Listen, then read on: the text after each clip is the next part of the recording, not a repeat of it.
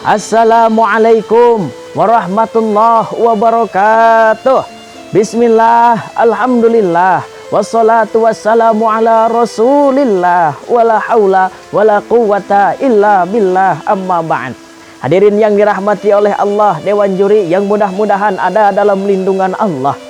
Burayot, bajigur, hui, dimakan sama kelapa yang diparut. Perkenalkan, saya Muhammad Muiz Mufti Ali, asli santri NU dari Garut, yang dakwahnya lembut kayak dodol Garut, seger kayak jeruk Garut, yang macam-macam diserono karena punya domba Garut.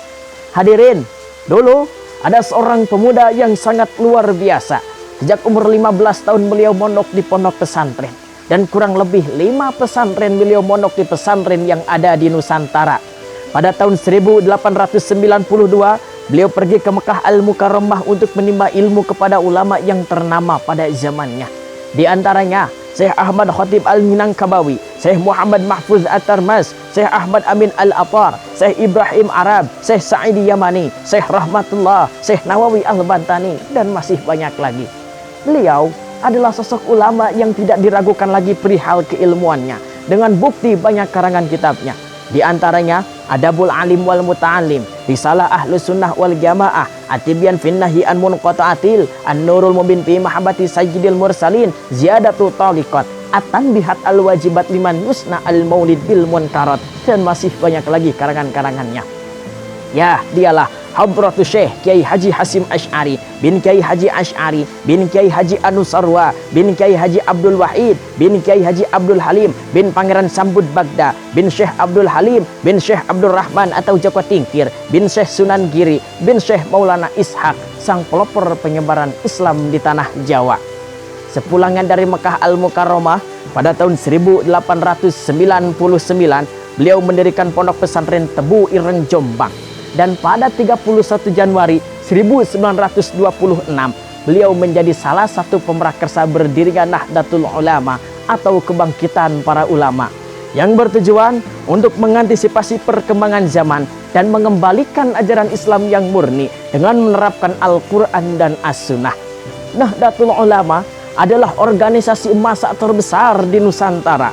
Nahdlatul Ulama adalah Ahlus Sunnah wal Jamaah. Nahdlatul Ulama lah yang mampu mengkompromikan kebangsaan dan keislaman, bukan mempertentangkan keduanya. Dengan jargonnya, hubbul watan minal iman. Kalau kata Kiai Haji Said Akil, nasionalisme sebagian dari iman. Bukan tanpa landasan, hadirin. Kan jelas dalam hadis Bukhari urutan hadis 175.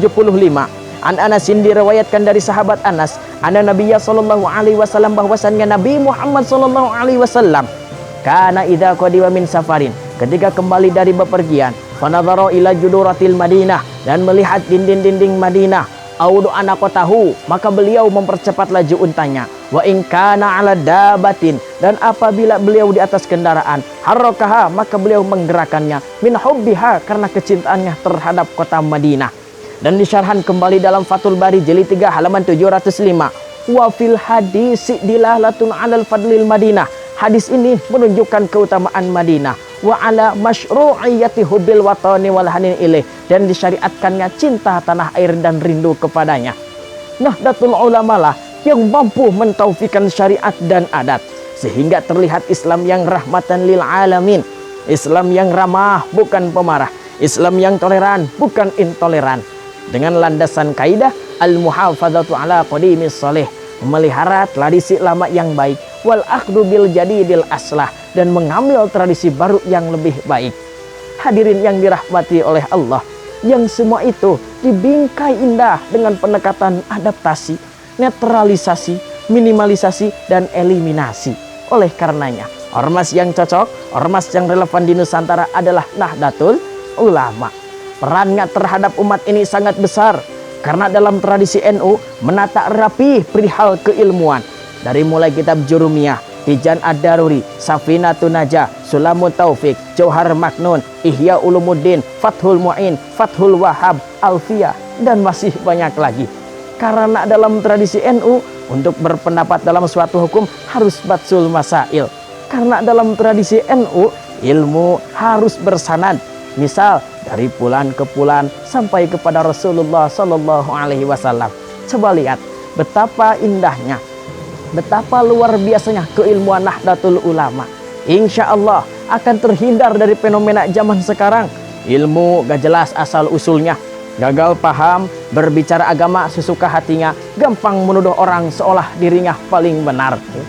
Coba lihat hadirin, kiai muda penerus perjuangan NU, salah satunya adalah Gus Baha, seorang manusia Quran ahli tafsir.